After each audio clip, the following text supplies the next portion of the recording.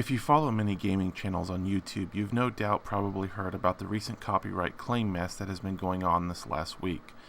For those of you who may not know the details, I'll give you a quick rundown on the situation. For the average person on YouTube, when you upload a video and monetize your content, YouTube automatically scans your video against a database of copyrighted material, and if it gets a match, it flags your video as a possible copyright violation. Part of me understands the need for this system, as YouTube needs to protect itself from frivolous lawsuits. There's the famous lawsuit in which Viacom tried to sue YouTube for $1 billion, yes, that's billion with a B, in dollars. YouTube has said that roughly 100 hours of content are uploaded every minute to its service.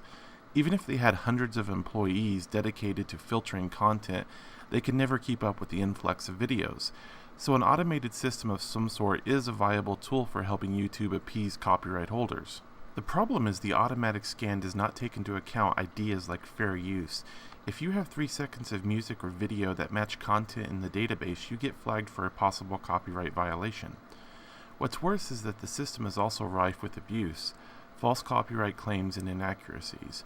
If a news channel in Germany uploads a video of a story containing a clip of a movie, and then 3 months later I upload a review of that movie that contains the same clip, the system will sometimes flag the video and claim that the German news channel as the owner of the copyright. Stuff like this actually happens all the time. The reason why this has become such a huge news story this week is because popular channels who before were not subject to these scans now are. Before, if your channel was part of a network on YouTube, that network was accepting responsibility for the filtering of possible copyright issues. Hence, YouTube was letting channels inside these networks slide, and the videos they created were not subject to being tossed through the automated filters for copyright material. YouTube, however, recently changed their policy and how these networks function.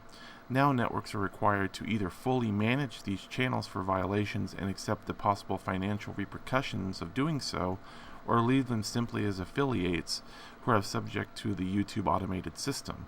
YouTube felt that they had to do this because the network system was being badly abused. You had networks who would sign up thousands of channels, give them next to zero moderation, and just collect revenue from them.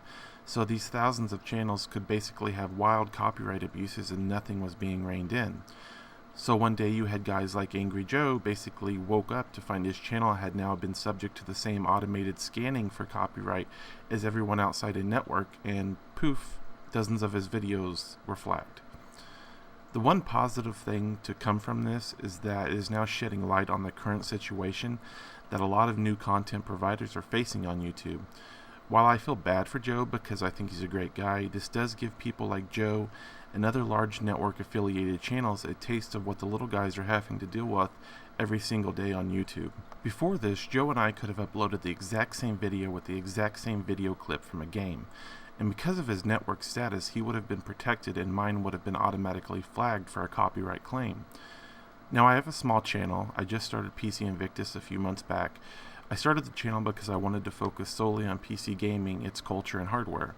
I'm still finding my way and trying new things out to find how I want to shape my channel for the future. And I gotta tell you, I've had issues from day one with copyright flags. You may notice a lot of my reviews have muted sound over me giving the review. That's because of copyright claims to the music in the games. I did a video a while back about AMD's Mantle, and silly me, I included some of the Battlefield trailer. Why? Because it's the first game that is going to use Mantle on the PC. Nearly instant copyright claim by Electronic Arts. About 50% of the time when I upload a video of a Blizzard game, I get slapped with a copyright notice. Blizzard has specifically given us the right to use its games and monetize videos on YouTube. It's even on their site. Yet I have to keep submitting the same URL and text from Blizzard and waiting 2 or 3 days for the copyright claims to drop off. It's gotten to the point where I'm not even sure what content I want to do anymore. How can I make a video previewing upcoming games when I can't even use a few seconds of a trailer footage without getting slapped with a copyright hit? Sitting on a webcam and only talking about a game and showing nothing of the game itself is not exactly exciting content. So how do we solve this issue? Well, to be honest, there's only 3 things I can think of that can be done. First, in the long term, we need new comprehensive legislation outlining fair use practices for the digital age.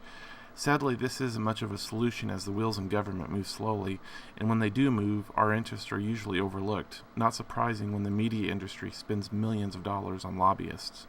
In the short term, YouTube needs to completely overhaul its content ID system. They can make some changes to improve the system that would greatly reduce problems for the content creators. First, the system needs to do a much better job recognizing content that companies have freely opened to channels to monetize. Having my Hearthstone Blizzard videos flagged on a regular basis is ridiculous. I would also much prefer that YouTube implement a simple audio or visual filter on content. If 5 seconds of audio gets flagged, then mute those 5 seconds. Same goes for video. Slap a simple graphic on the content that can be automatically removed after a successful dispute of the claim. Instead, the current system hijacks a 40-minute video because of a few seconds of audio or video and gives 100% of your ad revenue to the person the system IDs as the copyright holder. This is so far beyond acceptable.